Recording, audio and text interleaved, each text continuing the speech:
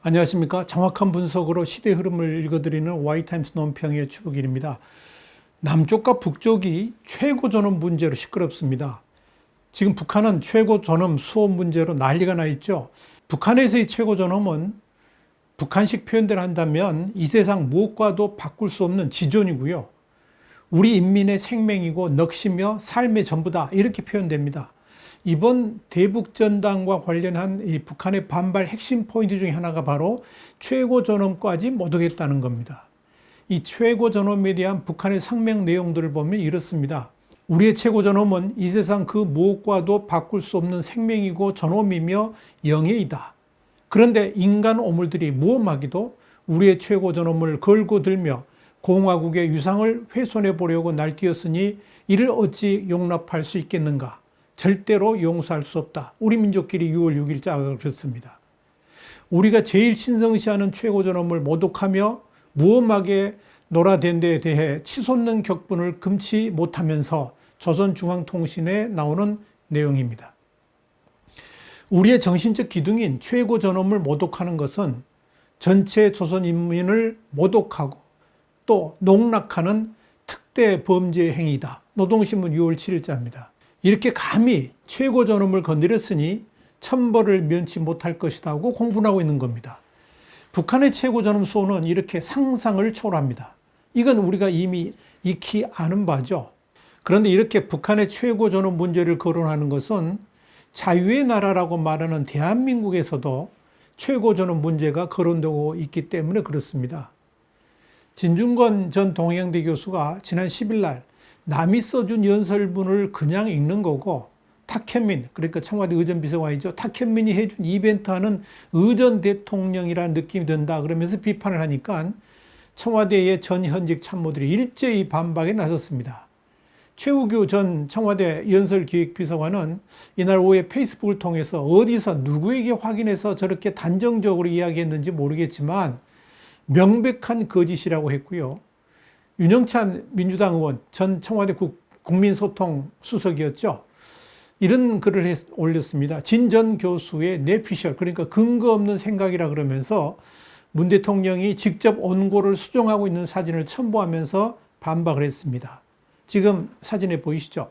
그러자 진 교수가 이날 밤 늦게 페이스북에 내 말을 앵무새처럼 남의 글을 그대로 읽는다는 뜻으로 이해한 모양이라 그러면서 내 식구 철학과 양념 발언 빼면 기억에 남는 게 없다. 원고 교정도 안 한다는 뜻이 아니라 애초에 연설에 자기 철학이 없다는 얘기다. 이렇게 글을 올렸습니다. 전직 참모들이 일제히 반박에 나선 것과 관련해서도 이 문 대통령이 친구는 참 잘 두셨는데 참모는 좀 잘못 두신 듯이라고 말을 했습니다. 여기에 대해서 윤영찬 의원이 11일 새벽에 진 전 교수의 관심 전략에 넘어가 죄송하다 그러면서 마무리되는 듯 했는데 신동호 청와대 연설비서관이 몇 시간 뒤에 페이스북에 자작시를 올리면서 또 다시 전마가 됐습니다. 신동호 비서관은 기영도 시인의 빈집을 변주해가지고 빈 꽃밭이라는 시를 올렸습니다. 원래 시인 출신이니까 또 시로 이렇게 글을 올린 거죠. 꽃을 잃고 나는 운다. 꽃을 피워야 할 당신이 꽃을 꺾고 나는 운다. 헛된 공부여 잘 가거라. 숭고를 향해 걷는 길에 당신은 결국 불안을 이기지 못하고 주저앉았지만 꽃을 잃고 우리는 울지 않는다. 이 빈집의 첫 구절인 사랑을 잃고 나는 쓰네를 꽃을 잃고 나는 우네라고 시작하면서 변주한 것인데요. 이 부분은 대표적인 진보 지정 인사였던 진 전 교수가 되려 문재인 정부를 연일 비판하면서 화제가 되니까 이걸 비유한 것으로 해석이 됐습니다. 그러자 진 전 교수가 곧바로 페이스북에 우리 정치에도 아직 낭만이 살아있다 그러면서 받았으니 저도 예의상 답시를 써드려야 되겠다라고 했습니다. 진 전 교수가 올린 답시는 이렇습니다. 제목은 빈 똥밭입니다. 부제는 신동호 비서관의 빈 꽃밭을 기리며, 이런 겁니다. 어느 날 아이가 똥을 치우자 일군의 파리들이 아우성을 쳤다. 아이는 더 많은 똥을 치웠고 급기야 그들의 마음속에 똥을 치워버리고 말았다. 출세 하나를 위해 귀화집으로 기어 들어간 예술혼이여 마음껏 슬퍼해라. 어떻습니까? 진 전 교수는 대통령을 옹호하기 위한 인사들을 한마디로 똥과 파리로 비유해서 비판한 겁니다. 그러면서 그는 신비서관이 기영도 시인의 빈집을 패러디한 걸 두고 아이는 문득 기영도가 불쌍해졌다 이렇게도 썼습니다. 그 뒤 진중권 교수는 11일 날 전직 청와대 참모 셋이 수령을 옹호하는 총폭탄이 되겠다는 결사보이태서로 덤벼든다 그러면서 촌철살인의 글을 페이스북에 올렸습니다. 노무현 전 대통령 연설을 찾아 읽는다고 한 부분은 통째로 가려버리고 문 대통령이 연설문을 수정했나 안 했나로 슬쩍 논점을 옮겨가 버렸다. 우리 각하도 교정을 했으니 철학이 있다라고 맹구 같은 소리를 하고 있는 것이다. 진중권 교수는 이런 말도 했습니다. 전직 참모 셋에 현직까지 나서서 터부의 존재를 상기시키려는 것이라 그러면서 이 나라엔 절대 건드려서는 안 되는 존엄이 있다는 경고인가 라고 말하면서 노무현 전 대통령은 내가 심하게 비판했어도 추석날 선물을 보내왔다 그러면서 이게 정권의 격조이고 대통령의 품격이라고 했습니다. 그러면서 진정 교수는 왜 나만 갖고 그래? 그랬습니다. 이건 무슨 말인고 하니 북한의 대선전 매체인 통일의 메아리가 이날 지금 보니 오히려 선임자들보다 더하다 그러면서 문 대통령을 비난한 것을 애둘러 표현한 겁니다. 그러니까 북한에 대해서는 왜 가만히 있고 왜 나한테만 그러냐 이런 뜻이죠. 진중권 전 교수는 최근 정의연의 회계부정 의혹과 관련해서도 운동권 목소리가 정작 현실에 존재하는 할머니들의 진짜 목소리를 가려버렸다. 정작 이용수님이 던진 메시지는 슬쩍 뭉개버리고 그냥 회계 실수 정도로 퉁치고 넘어가려 한다. 그러면서 즉 대통령의 발언이 우리 편 지키기 프레임에 머물러 있다는 것이다. 철학의 빈곤이란 이런 것을 가리킨다라고 지적하기도 했습니다. 진 교수는 또 노무현 대통령이라면 피해가지 않고 저 메시지를 정면으로 받았을 것이라 그러면서 참모라는 사람들이 굳이 이런 것까지 일일이 설명해줘야 알아듣나? 아니, 이렇게 설명해주면 알아는 듣나? 라고 비꼬았습니다. 진보 성향 학자이자 언론개혁 운동을 이끌은 손석준 건국대 교수도 노무현과 문재인 정부를 비판했다는 이유만으로 기레기로 단정짓는 회귀한 흐름을 목도하고 있다라고 하면서 직격탄을 날렸습니다. 소위 자유대한민국이라고 일컬어지는 이 나라에서 대통령에 대한 비판이 금기시되고 있다는 것은 참으로 심각한 문제입니다. 유튜브에서도 문재인 대통령에 대한 비판만 올라가면 일단 노란 딱지가 붙습니다. 그뿐 아니라 친문 언론들을 중심으로 해가지고 문바들이 벌떼같이 달라붙어서 몰매와 같은 린치를 가합니다. 그러다 보니까 심지어 민주당 내에서조차 대통령이나 문재인 정부에 대한 비판을 하지 못합니다. 입에 재갈을 물리고 있는 셈입니다. 지난 21대 국회의원 선거 당시에 민주당이 현 정권에 비판적이었던 인물들에 대해서 어떠한 보복 조치를 했는지 이미 우리는 다 눈으로 확인했습니다.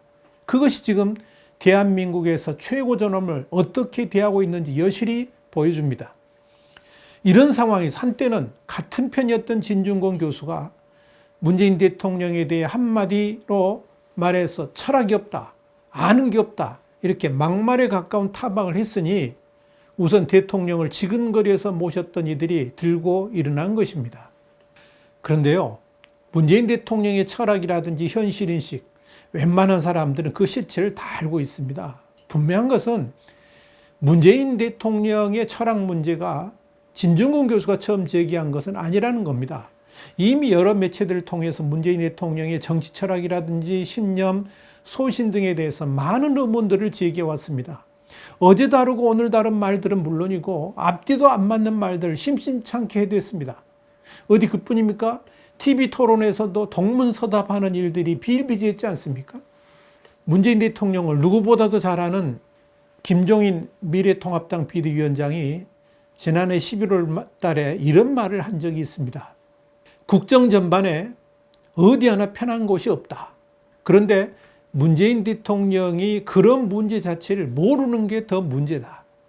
문 대통령이 공개석상에서 나라가 잘 돌아간다고 한 건 자기 생각이 아니고 참모들이 써준 걸 얘기하는 것이다. 북한 말 맞다나 아랫사람이 써주는 것만 줄줄 읽는다는 표현이 정확하다고 본다. 나는 문 대통령이랑 같은 당에 있으면서 그가 어떤 사람인지 경험해 본 사람이다. 그러면서 문재인 대통령에게 이런 주문을 했습니다. 임기 절반이 지났다. 특이한 제도나 정책은 삼가고 국민이 납득할 수 있는 상식에 맞는 일을 해줬으면 좋겠다. 더 할 말이 없습니다. 김종인 대표의 말에 모든 것이 들어있습니다. 왜 진중권 교수가 문 대통령더러 그런 말을 했는지 무슨 설명이 더 필요하겠습니까? 그런데 그런 대통령을 향해 몇 마디 했다고 저렇게 덤벼드는 것을 보면 분명히 세상이 확 바뀌기는 한 것 같습니다. 이것이 한 번도 경험해 보지 못한 세상일 것입니다. 점점 북한 닮아가는 겁니다. 진중권 교수는 12일 날 페이스북에 이런 글을 올렸습니다. 이제는 대통령에게 철학이 없다. 의전 대통령처럼 느껴진다. 이 정도의 비판도 허용이 안 됩니다. 그럼 문재인 대통령이 권위주의의 상징이 되었다는 그런 비판은 품격과 예의 기준에 부합하나요? 아니면 이마저도 폭력적이고 상스러운 표현인가요? 문득 옛날에 김정은 위원장 플래카드가 비에 젖는다고 가던 버스 세워놓고 울고불고 항의하던 북한 응원단 생각이 납니다. 도대체 이 나라가 어떻게 되려는지. 여러분 어떻게 생각하십니까? 한마디만 더 하죠. 진짜 실력 있는 사람은요, 누가 비판을 해도 씩 웃어버리면서 무시를 해버립니다. 그런데 정말로 실력이 없고 무식한 사람한테 무능하다, 무식하다 이렇게 말하면요, 계거품을 물면서 달려듭니다. 그것이 사람 사는 세상입니다. 와이타임스 논평이었습니다. 다음 시간에 다시 뵙겠습니다. 감사합니다.